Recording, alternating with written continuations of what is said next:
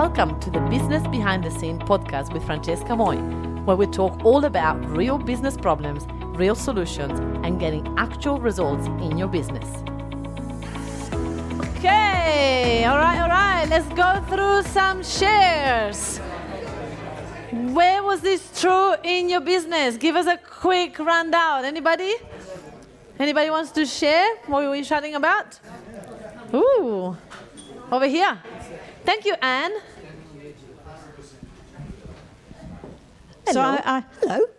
I was saying it in two ways. So one, with my own clients, I'm a colour and image consultant. They've got to commit themselves that they're going to come and see me, the courage to start to implement it. Then they get competent, and then they get the confidence. But it's also an ongoing circle. So what I was saying is, I've been doing this 18 years. I don't charge today what I did 18 years ago. Because I have up-leveled, and I've got that competence and the commitment and the confidence in what I do. So it's a circle that carries on all the time. Yes. It doesn't just stop. I love that. That's absolutely true. Thank you, everybody. Give it up for Anne. I love it. That is so true. And it never stops, right? Because it never stops. And like when I went to, when COVID happened and I stopped being on stage, and then I had to go back on stage, oh my goodness, I was panicking. Well, even this morning I was panicking. But it's just like another level and another level and another level. And what exactly Joe was saying is like if we wanted to keep growing, then we're gonna have to keep evolving if we want to keep the confidence up. Okay, I'm gonna share a couple of things before we're gonna go for lunch. We got only 10 minutes left, so I'm gonna go through a little bit quickly. But this one is based on me chatting with business owners all the time, and I love to ask questions. I'm that person, actually, my mom will be able to tell you this. When I was little and I'll say, Mama, can I go out this weekend? She will say no, and I'll say, why not? And we'll say, because, and she'll give me a reason, and then I will find a solution to that reason. And she said, it's still no. And I said, but why? I gave you a solution to that thing. So tell me, and then she would say, no, because I say so. No, I hated it. I was like, you cannot say that. Like, I just need to know why. She goes, but every time I tell you why, you find a solution, so I'm going to stop telling you why. It's just because I'm your mother. And I was like, no. So I love to ask the why. So when I get clients that tell me their problems, they tell me what's happening, I like to get the information. Why? Because I love to learn. And I believe that by asking the why, you learn and you find solutions, which I had if I wanted to go out when I was little. My parents are quite strict, and they're like, no, because it's not. I'm like, no, but I want to go out. Like, tell me what I need to do. So here it is. One of the biggest things that I'm noticing that because I'm in this business owner category too, that we do often is that we neglect time management. And a lot of the time we react to the business. And I've got this beautiful visual of Simpson, the cartoon, that has got all these like tennis balls coming at him in his face. And it's like, this is exactly what happened to us as business owners. We refuse to work on time management when that is going to give us the keys to freedom. And I do that too. And I'm like, I've got a schedule, and it's all happening, and then it comes that day that I'm like, that's all right, I can move all of this to tomorrow. And it's like, but why? Like, do it when it says that you got to do it, and our future self will be so much more grateful. And ignoring work-life balance. So I'm reading a book at the moment that is called Miracle Mornings. Anybody read that? Fantastic book. I would highly recommend it. And the book, it's a book that I would love to follow. I know I don't often follow it, but now it's been 16 days. Today I did meditation 16, I believe, that I'll be following it like every single day, and I love it. And there is things that I do and I don't do in the morning miracle that it tells, but that is part of the key to set up my day. When I do that, I can have all the strength and the decidedness that I need to run the business and to say yes, no to my team, go this way, go that way. When I don't do the miracle morning things, that's when anything can get me out of my state and get triggered and get upset, and I take it personal, exactly what Joe was saying. So I found that a lot of business owners that do have a routine and follow the miracle morning or anything like that, it will get that awareness and will be able to stay on that side. So that's something that I've noticed that happens a lot. Something that we struggle with is avoiding delegation due to trust issue. This is a big one. I can only do this. Nobody else can do this. I'm the only one that can do this. If I had $1 for every client and business owner that tell me that they cannot delegate because that is the only thing that they can do, nobody else can do that, I would have won the lottery. Like, it's just crazy how many of us believe that I'm the only one that can do that. And I'm the first one that believe that, because when I have to delegate something, my brain always tells me that I'll do it better. I'll do it better, I'll do it faster. It's just faster if I do it. And it just adds up. If you keep adding the things that you need to do into your plate, and then eventually you're not going to be able to do the most important things. And I was chatting with Anna before in the break about this visual. I couldn't find the video. I looked for it and I couldn't find it, and even ChatGPT couldn't find it for me. Very disappointing. But there was this video about you might have heard of that before, focusing on the big rocks rather than the little things. So there is this beautiful video about this guy that needs to fit things in a bottle, and it's like all the sand, and then he tries to fit the big rocks, and they don't fit in. It's such a powerful video. I couldn't find the right one that I wanted to share with you guys, so I didn't share it. But I knew that you guys will know what I'm talking about. And that will allow us to do this. If we stop doing everything and we just focus on the big rocks, then we'll be able to do all of it. Not just the big rocks, not just the small things, we'll be able to fit it all in.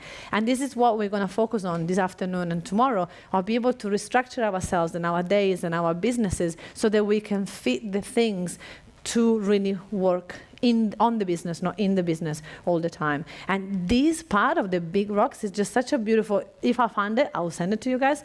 This video that I saw the other day, and it was so great because it literally had the visual.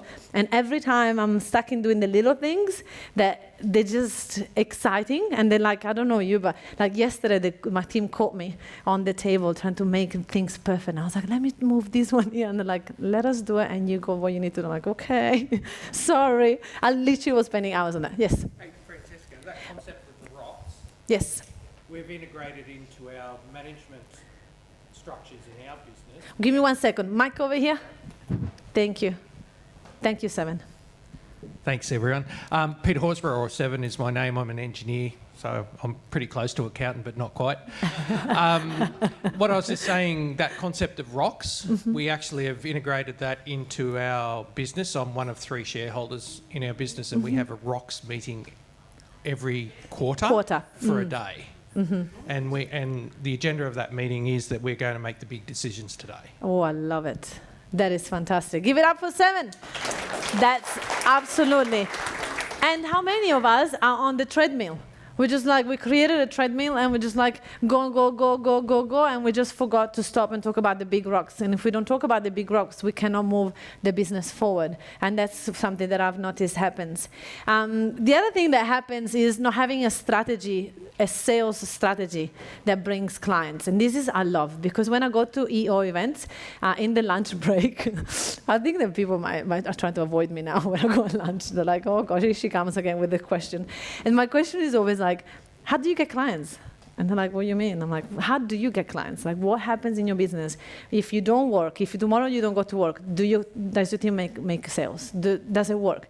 And I love the answers because it's like, you get the most incredible answers. And this is how I found a tip that I'm going to share with you now. This tip is a competitor of mine. That is in EO, what I love about it, there's no competition. Everybody shares tips with each other, which I absolutely love. And he was saying, I have not even sold 1 client into my business. I'm like, ooh, tell me more. He's like, I've got 95 clients, and we started 4 years ago, and I didn't sell anyone. He goes, actually, I sold 1, my best friend. I'm like, okay. So what is the strategy? Like, how do your team get clients? Like, what happens? What is your business? So that is my question. I ask everybody I know that are in business. I go like, oh, what's your business? Oh, business. Oh, great. What do you do to get sales? Because I'm always curious to know, how is there another way? That maybe we don't see that, right? We always have, we know what we know, we don't know what we don't know. So I asked the question, and that is one of the questions that he answered, and he said, we have a strategy. And I said, what is the strategy? And sometimes you have to ask multiple questions to get to the juicy part. And he said, we use Apollo. And I was like, Apollo? What is Apollo? You guys, anybody use Apollo? One person in the room. Wow. Okay. Apollo, I started to use it 3 months ago. It was still tweaking it and working the strategy. But apparently it's a, how can I say, like a database where you pay per credit, and you, like Sales Navigator. You guys know Sales Navigator on LinkedIn, but sort of next level. So you pay for credits, you put your target market, you put the people that you're looking for, and it will find you all these leads, the email, the mobile, the contact details. You create an email strategy, you contact them, you call them, you book them into a sales session, and it happens. So this guy built a whole $2 million business in 4 years just by having his Filipino team working on Apollo. That's the one strategy, and then they get referral. So it's between referral and that we get about 15 clients a month. As long as we get 15, we're good. I was like, ooh, I like that. So the reason why I share this is because the common denominator of business owners that the business is literally scaling is that they have a solid sales strategy that works without them. And when I learned that, I was like, whew, that's my rock. You know the rocks? This is my rock now. And this is all I do, is now focusing on creating this sales strategy so that I can stop selling and I can just remove myself and have other people selling for me. Boom! Thank you. So this comes from me being curious and I'm just asking questions. So when you're at a lunch, do that. You got a business of like a room full of business owners that are super successful, that you guys are on the business because you're here, you're not in the business. So ask each other questions that can really add value. The value of these events, I don't always believe that comes from just the stage. Obviously, we do the best to add value, but it's sometimes from those questions, if you ask them. I'm running out of time. Failure to set clear goals. So this goes with that one, right? So then this guy, what he tells me is, as long as we hit our 15 per month, then we're good. I'm like, okay, so how do you check that you get 15 a month? And he goes, I've got a spreadsheet. Nando will love that. And he's got a spreadsheet for everything. He's got a spreadsheet for the leads. He's got a spreadsheet for how many Apollo emails they're collecting every month. They've got a number for how many of those people get call, for how many bookings they need to do. And it's like, as long as my team hit those numbers, we're good. I'm like, oh, so you do a number meeting once a month? And he goes, once a month? Every day. I'm like, you do a number meeting every day. Okay, this is great. Let's add it to our schedule. So, right, so it's, again, this is where if you don't have set goals and if you don't have KPIs and you don't keep your team accountable on the KPIs, then things are going to fall through the cracks. And then we're just going to hope to get clients and not get them. Ignoring the importance of systems, and this is something that I've struggled with for years, being a creative. And I always think that there is systems, but sometimes they're not clear. I'm the only one that got the system in here, but it's not passed through the team. So very important that we have the systems in place. Overworking instead of scaling. Obviously, we'll talk about that later on. Micromanaging the team. Tony's going to talk about that tomorrow, so I'm going to leave that to him. Not working on your mindset and become a victim of the business. This is what Joe sort of touched on this morning. So really making sure that we don't take personal things that happen in business, but understand that business is a number game. It's as simple as that. Business is a number game. It's not about me. It's not about you. It's not about them. It's about, do I have a strong proposition that is working in the market? And at the end of the day, is as simple as that. And innovation. And this is the mistake that I made during COVID, that, well, I made it for a minute and then I pivot fast enough that obviously I'm still here. But that's the thing that could have happened if I didn't embrace it. So those are a little bit of a summary of the most common mistakes that I noticed that I have made in business. So I wanted to share it with you that I've noticed when other people are doing it. Guys, take a screenshot of this if you want to, a photo, and you'll be able to then go through it in your meeting that you're scheduled already in your calendar for Monday, right? That you're going to go through the aha moments from this workshop, right? And you're going to go, which one of these are my top 3? What I usually do about something like that, I just put my top 3 and then I want to focus on that in the next quarter so that I can get the results I want. Thank you so much for listening to this amazing podcast. Now, if you enjoyed this, you're definitely going to love my Facebook group where I've got over 11,000 people in it. and they're all business owners, successful like you. It's called the Successful Entrepreneur Lounge, and in there are the classes every week, and I get to interview my clients and I get to teach you all the things that I've done to get my business to 100K plus a month. So I look forward to have you in there. It's called the Successful Entrepreneur Lounge Facebook group in Facebook. I look forward to see you there. Ciao.